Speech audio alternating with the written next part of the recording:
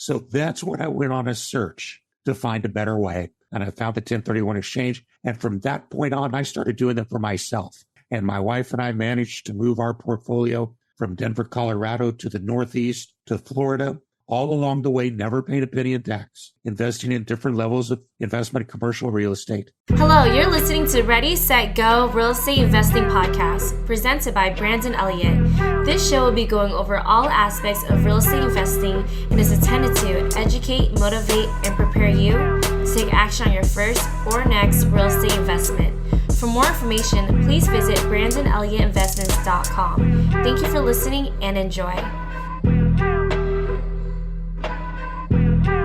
Welcome back, everyone, to Ready, Set, Go Real Estate Investing Podcast. I'm your host, Mr. Brandon Elliott. I'm excited today. We are going to be talking with a veteran in the game, somebody that's been doing this for 24 plus years. The 1031 exchange. What is it? What are the benefits? The nitty gritty in between and how it could better serve you. Our guest today, Dave Foster from Florida, has been doing this quite a bit of time, helping out many investors along the way, and could be potentially helping out you as well if you want to connect with him after this episode. But Dave, how are we doing today?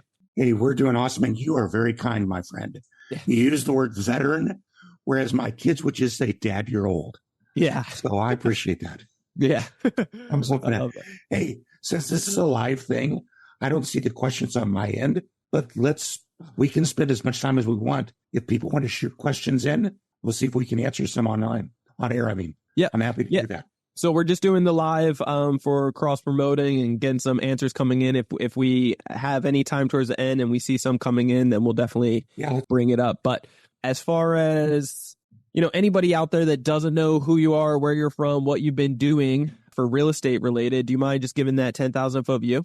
Yeah, absolutely. So I am what's called a qualified intermediary for 1031 exchanges. The 1031 exchange is a federal process that allows you to sell investment real estate and buy new investment real estate without having to pay tax in the middle. In other words, what you get to do is take that tax and invest it for yourself. So Albert Einstein once called compound interest the eighth wonder of the world. And that's exactly what the 1031 exchange allows you to do, is to take the tax, compound that, so that as long as you are selling real estate and then reinvesting in new real estate, you'll never pay the tax. The tax compounds for you, and you'll end up with a lot more in your portfolio. I've been doing that. I started out doing it for myself because my very first real estate purchase was a mistake. Tell me about that. I bought a duplex in Denver, Colorado. I fixed it up. I rented it. I sold it. And my accountant said, boy, you have a tax bill, $30,000.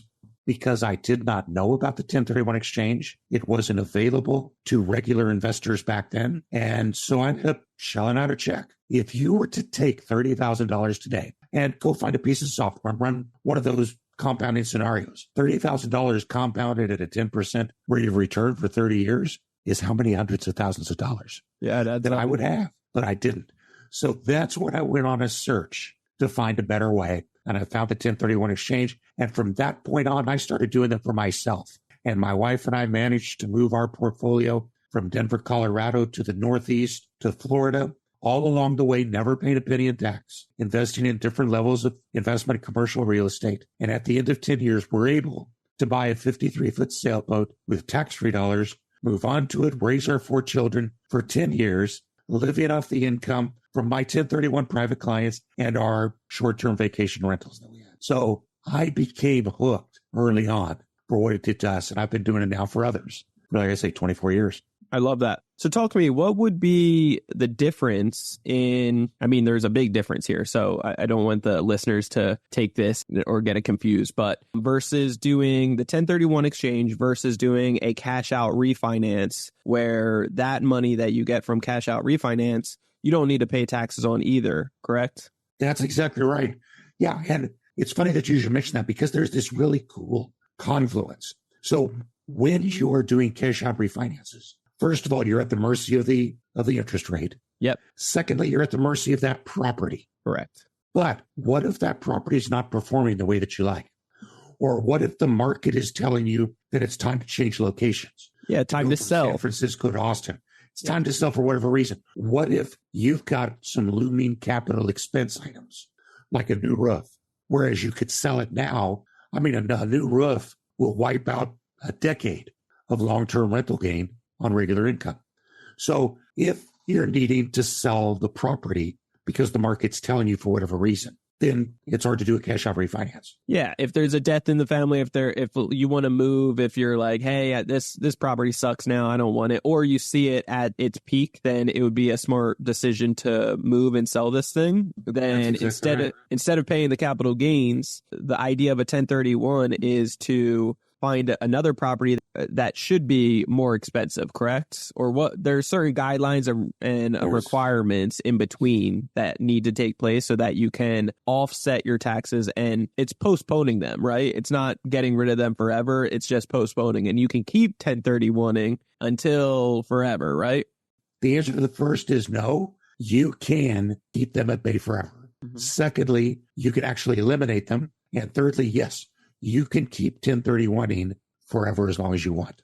Okay. So here's where those two parts, though, come into play. The 1031 allows you to respond to what the market is telling you, to what your property is telling you, and to what where you're at in your own life cycle are telling you. Because you can 1031 into any type of real estate, anywhere in the country, at any price point, as long as you're actually replacing it with as much real estate as you sold. So that part is cool. But here's what the refi comes in. Everybody says, but wait a minute, I need cash to live. It's no fun to invest in real estate if I can enjoy some of it. Well, so you sell a property, you pay tax on it. But what if you did 1031 exchanges, and then after you buy the new property, then you do cash out refinances whenever needed? The cash out refinance is not taxable, and yet you get the money that you need to do whatever you want to with it. And guess what? The tenant is paying the mortgage. Yeah. So basically, long story short, any properties that you want to keep for the long run, you'll just do that cash out refi if there's equity in it and if the market is right with the rates. Otherwise, you can do a HELOC and so forth. Or, technically, if you live in it, there's some other banks and lenders out there that will do it if it's an investor property, but far and few between it in these days and markets. But if you do plan on selling, what you would want to do is 1031, and you would want to, whatever you're selling it for, you need to buy something similar at that price range, correct? Is that what you were mentioning? Yeah, that's exactly right. Let's play a game of what I call the 4 Ds of 1031 investing. We'll let the listeners guess what the Ds are going to be. I'll give you the first one. The first D in 1031 investing is defer.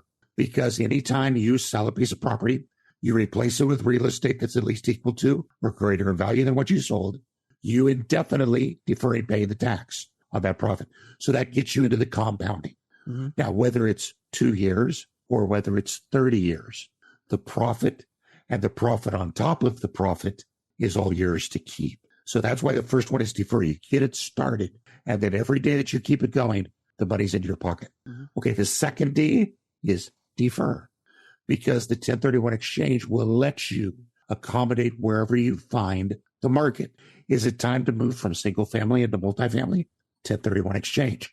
Maybe sell several single family properties, use them to buy a larger multifamily property. Maybe it's telling you that it's time to go back into single family. So you sell a commercial property and you buy several single family properties. Maybe it's telling you that there's raw land. That's the best investment now.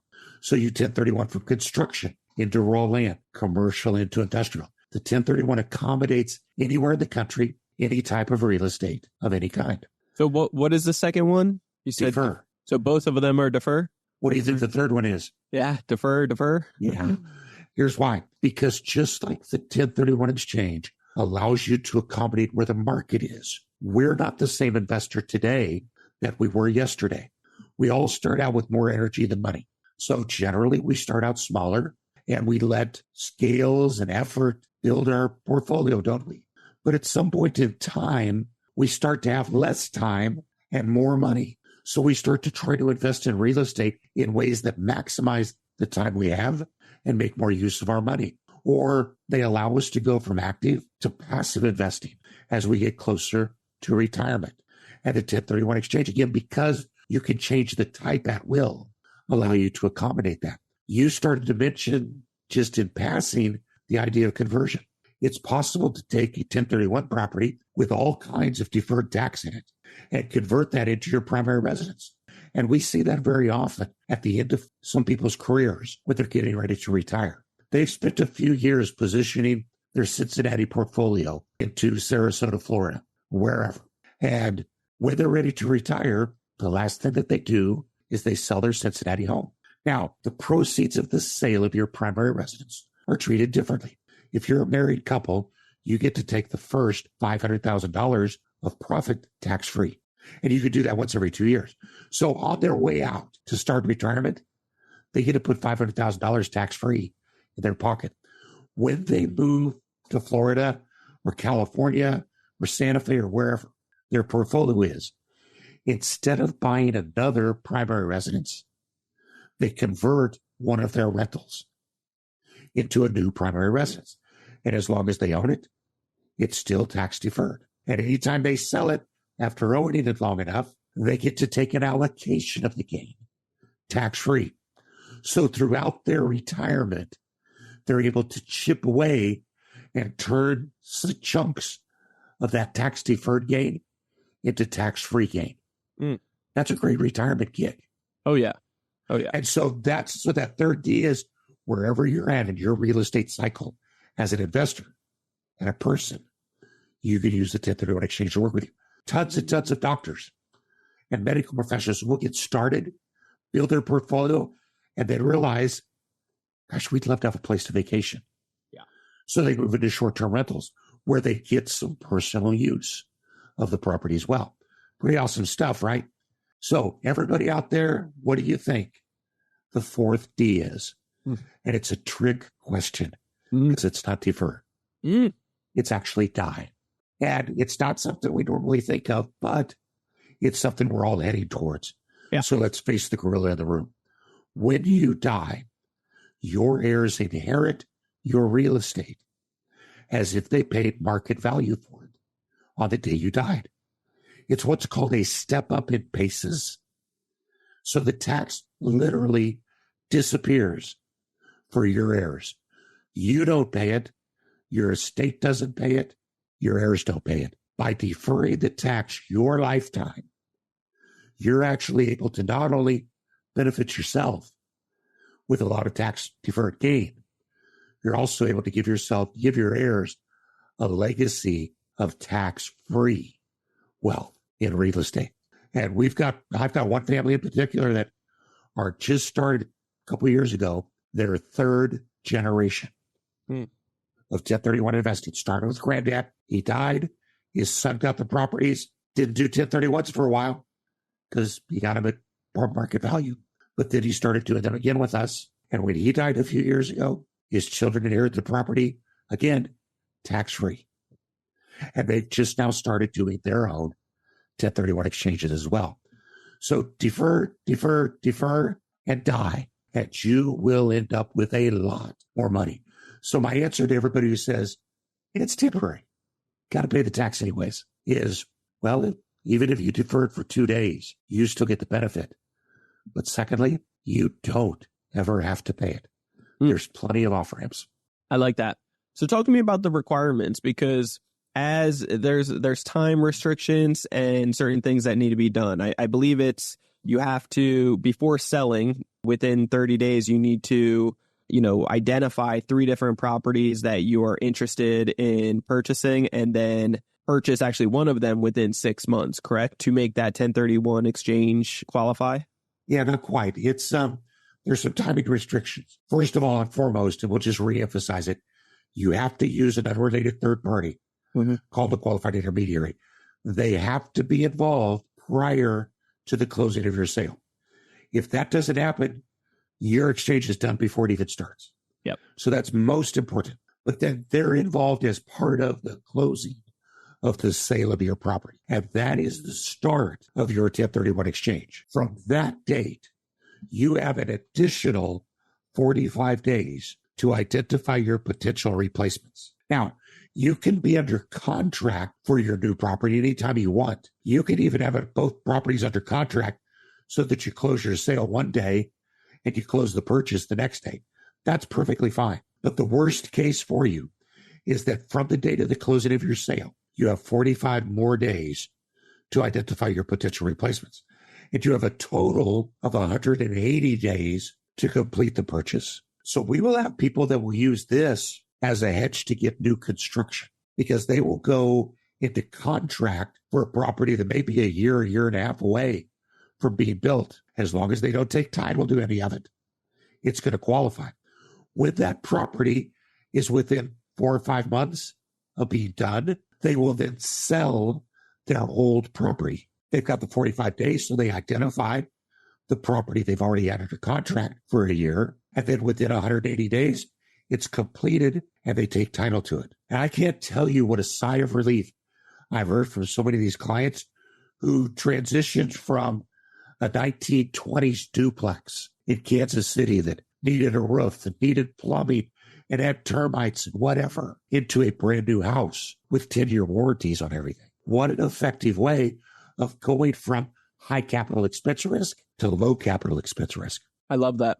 Is there any thresholds? What if you can't close one of those properties within the 6 month, the 180 days? Also, is there extensions that you can pay for, or is there any options with that?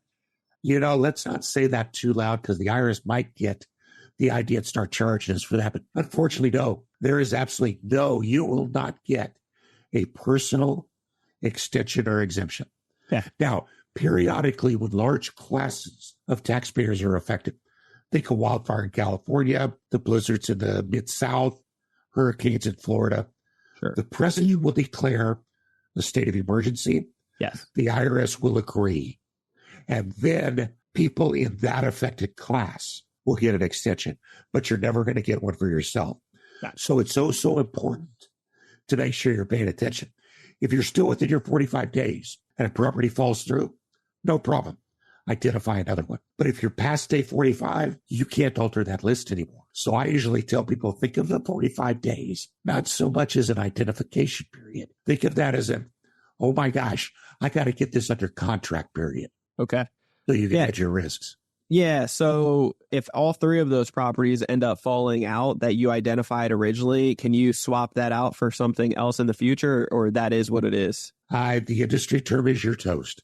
Yeah. You're going to pay the tax. So does this put you in a liable position if say you were upgrading and you're wanting to do a 1031 buying a bigger apartment building, and the sellers end up finding out, which I'm sure you may disclose, that, hey, I'm doing a 1031. You're my last and final choice. I need to close on this within a certain time frame. And the seller starts playing games with you and maybe ask for more or holds out. It's a strong negotiation side on the seller versus the person doing the 1031, isn't it? Yeah, it certainly can be. Okay. I think the fear of that is greater than the reality. It happens very, very, very seldom. But does it happen and can it happen? Absolutely. So there are ways to keep it anonymous. Really? So that it's not a part. Simply by making contracts assignable. That's all that we need as the intermediary to accomplish what we want. So there's really no reason that a client ever has to be put at a disadvantage like that. But again, the idea is work quickly and try to have your contingencies out of the way so that there's no surprises out there. But I just got done working with one of my clients who sold and he was buying small tracts of land, and he did not have any of the 5 under contract, and he lost 4 of the 5 because he got outbid. Wow. And so when you say 5, what do you mean 5? Well, he had 5 parcels he was going to buy. He only had 1 under contract, so he lost 4. So in essence, he was basically not going to shelter any tax. So what he had to do was to go to the actual buyers who had outbid him on all 4 properties. And pay a premium? Gave him $10,000 and let him purchase them. Yeah, it's not bad. Well, it was a very not good day. But it was better than paying the tax for sure. Yeah, I'm sure it still saved him a pretty penny versus paying it. So what else is needed for this? Is there anything that I'm missing here that people may not like? Does everybody qualify for this? So you have to be selling real estate. Sure. That has to be used for investment. So one of the nuances that people don't understand is that... Let me cut you off there for a second. So for your own primary house, Could I do a 1031 with my own primary house? Different rules, better rules. With your primary, remember, if you've lived in it for 2 out of the 5 years prior to selling it, that is a single taxpayer, you get the first $250,000 of profit tax-free. That's better than a 1031. If you're married, you get to take $500,000, and you can do that once every 2 years. So for your primary residence, it's always better to do that. Okay. Take that tax-free. So it can't be your primary residence. It can't be property that you intend to resell. Your intent in the property that you own has to have been to hold it for productive use. How long is that for, though? Is that 1 year time frame? Good question. There isn't a time frame. Yeah. It's brutal. So there is no statutory hold period. Yeah. The standard truly is what your intent was and how you can identify, how you can demonstrate that. Sure. Now, most people would tell you that just about everybody's comfortable with a year, but there's no magic to that. You still have to be able to demonstrate that your intent was to hold it. There's even a famous court case where a guy sold an entire subdivision after owning it for 15 years. He got it right before the market crash of 2008 and held it for 15 years and sold it, did it 1031, but he was audited for something else. And the IRS determined that his intent in owning that was not to hold it because he never took it off the MLS. It was always officially for sale for 15 years. The IRS said, no, you didn't intend to hold this. Oh my gosh. So now that's one extreme, Brandon. Here's the other extreme. I had a client who owned a property for 2 months, and he called me and said, Dave, I want to do a 1031 exchange on this. I said, no. You bought this. Now you're reselling it. You're a flipper. You cannot do a 1031 if your intent was not to hold it. He said, but I had to agree to honor the long-term lease that the property was under when I bought it. That's in the sales agreement. So can I do a 1031? I said, well, okay, that says that you were going to, but the reality is you're not holding it. How could you say that you're not intending to resell it? And he said, oh, it's because of the bear. The bear. Right after he purchased the property, and Black Bear took up residence at his tenant's trash can. And the tenant was too scared to take the trash out, so she vacated the lease and left. And he did not want to mess with a bear as a neighbor. Yep. So he decided to sell it. And the kicker was, it was beautiful, because his accountant said, Dave, we've got the ring photographs of the bear in a file if the IRS ever wants to ask. Yeah. Very easy to demonstrate his intent. I love that. That makes total sense. What are the downfalls of doing a 1031 exchange? Are there any? Well, you're talking to the guy who's made a living with them. Yeah. There's no downfalls to you. Of them, so. Yeah. It is hard. I would say this. If you are not going to move forward with any type of real estate investment, and by that I mean even something like a syndication type thing, something passive, something that would be sort of like a REIT, but not. If you truly just want to get out and go buy Google, the 1031 is not for you. For everybody else, you kind of have to look at it piece by piece and say, if I sell this property, if I've got, say, a $200,000 gain on it, that's very easily a $50,000 to $60,000 tax. So if I'm going to sell this and not do a 1031 exchange, it's going to cost me $60,000. So I'm only going to have $140,000 left to go do something else with. You've got to factor that against the return that you can make with $140,000 in something else. And if that's going to be a greater return, certainly you don't do the 1031. Yeah. But what we find most of the times, though, is that tax takes such a chunk out. Yeah. That you actually end up there. Even if, heaven forbid, you end up in an environment where you feel like you're having to overpay for property. I mean, I hear that all the time these days. And my first response always is, well, wait a minute. I get it that you can't find properties to buy as cheap as the one you just sold. Yeah. But do you really think you would have sold that property right now for as much as you did if we were not at that time in the market? Yep. So the best time to start a 1031 exchange is in a seller's market. The worst time to finish a 1031 is in a seller's market. The best time to complete a 1031 is in a buyer's market when you get to choose what you want. The worst time to start a 1031 is in a seller's market because you're going to have trouble selling your property. So you just have to recognize that. It's not a perfect world, but there's a way to use that equilibrium to continually better yourself. And secondly, my best advice to people is start with the hard thing first. If finding your new property and getting it under contract is the hardest thing to do, then do that first. Yeah. Get it under contract, then close the sale. Sure. Of your old property. If it's the reverse, sell the property first. Yeah, I love that. Dave, we talked a lot about like different things of what you can't do and no exceptions behind it. But what is your best example of somebody that has messed up a 1031 exchange so that we could potentially learn from? Well, you've got my friend of the land. Yeah, that was a good one. That's a good one. Speaking of which, may I just ask, do you know, like, what was his reasoning behind that? I mean, hanging on to it for 15 years, you're definitely not selling it. Did he just want some interaction and some phone calls on a regular basis or what? Oh, you know, that guy right there with the big one. Actually, I don't even know him. That's just a court case. Okay. I was talking about the guy that had to go renegotiate. Because he got a bid for all his property. Yeah. Now, that guy in particular would not have 1031'd it because he was a land developer. His intent at the very beginning was not to hold it. He was simply going to sell the subdivision, pay the tax, and walk away. But because he ended up holding on to it for 15 years, he decided to try it. Yeah. And unfortunately, got caught. There's another very famous court case out of Chicago where the guy lost because there was no 45-day list. There was no paperwork associated. Sure. Money went into his account, and his argument in court was, my son is an attorney, and he was my qualified intermediary. And the intermediary has to be a third party anyways. Yeah. So, I mean, that guy on all kinds of levels. As a matter of fact, I heard that the judge was laughing as he slammed the gavel. And it just...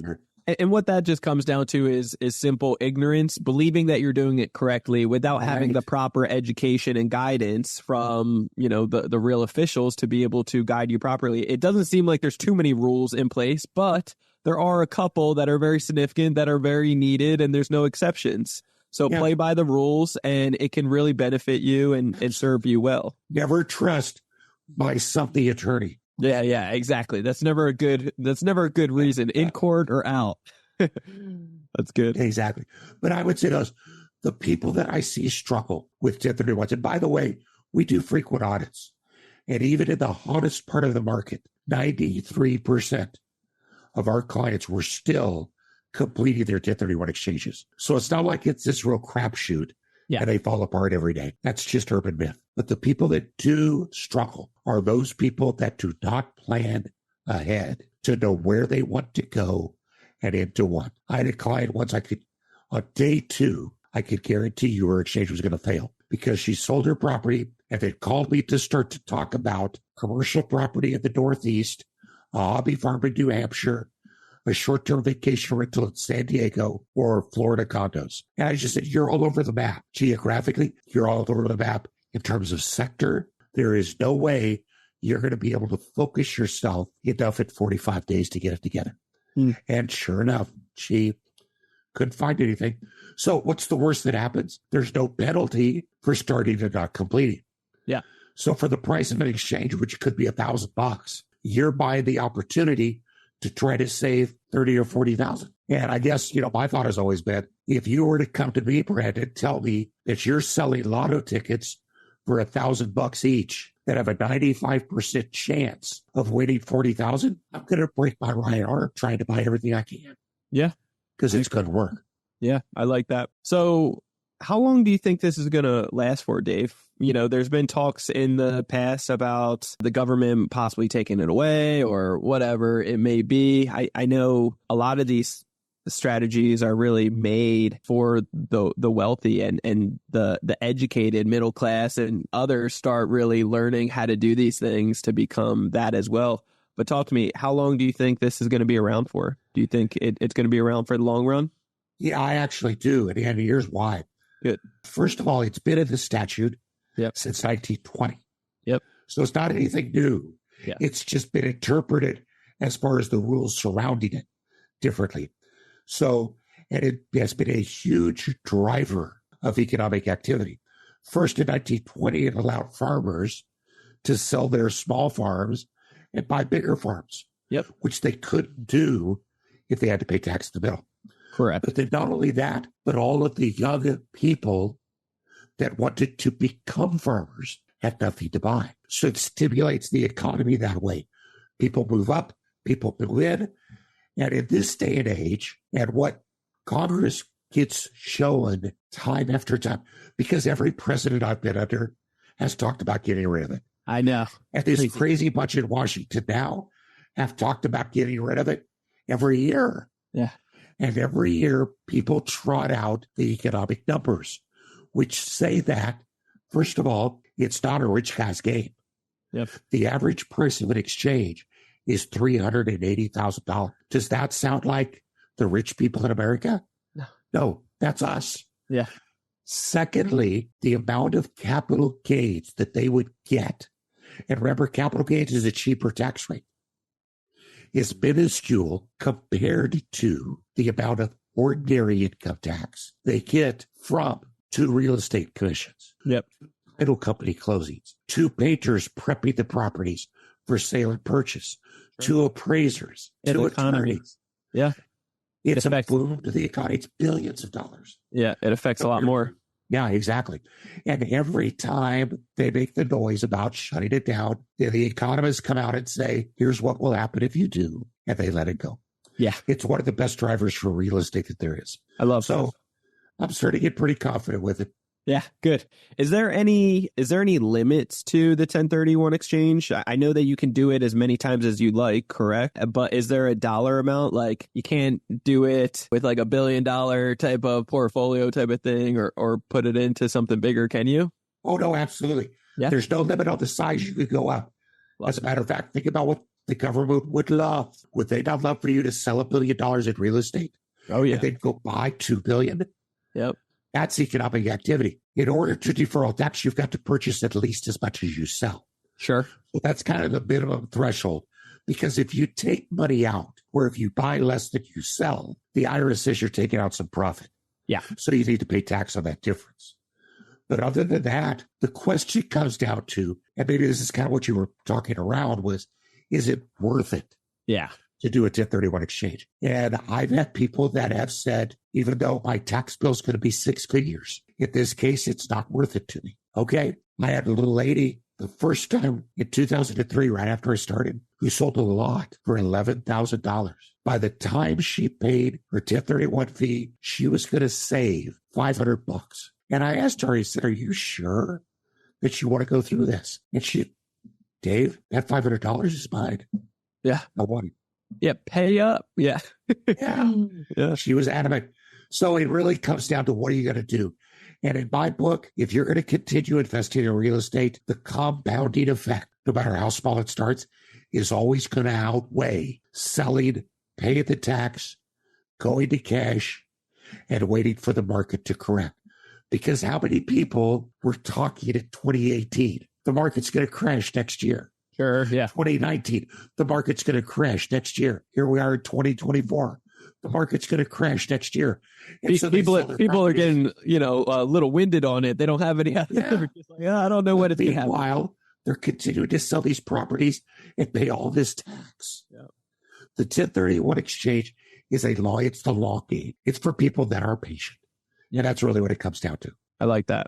Yeah, very good. Well, talk to me, Dave. How can people get a hold of you? A couple different ways.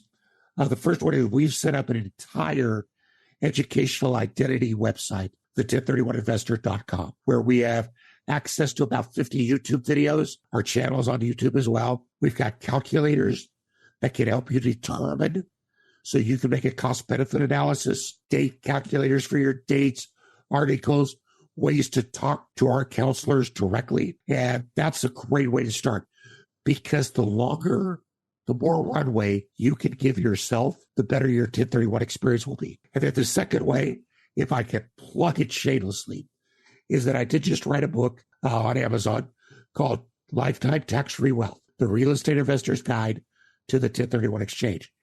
It incorporates our personal journey, case studies of a lot of people we've worked with, as well as all that nuts and bolts stuff that goes into making a 1031 successful. I love it.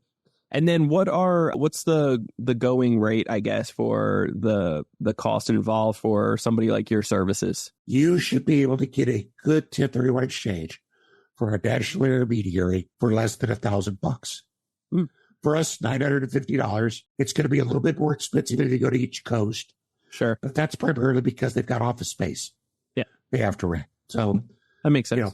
But $1,000. Yeah, it's a no-brainer. I love it. Awesome, Dave. Well, thank you so much for your time today. It was a wealth of knowledge. It's something I've always thought about doing in the future as well with some of my properties. And yeah, I just love it. So thanks for doing what you do and pouring into the listeners today. It was great info. Thank you. It was awesome to be here.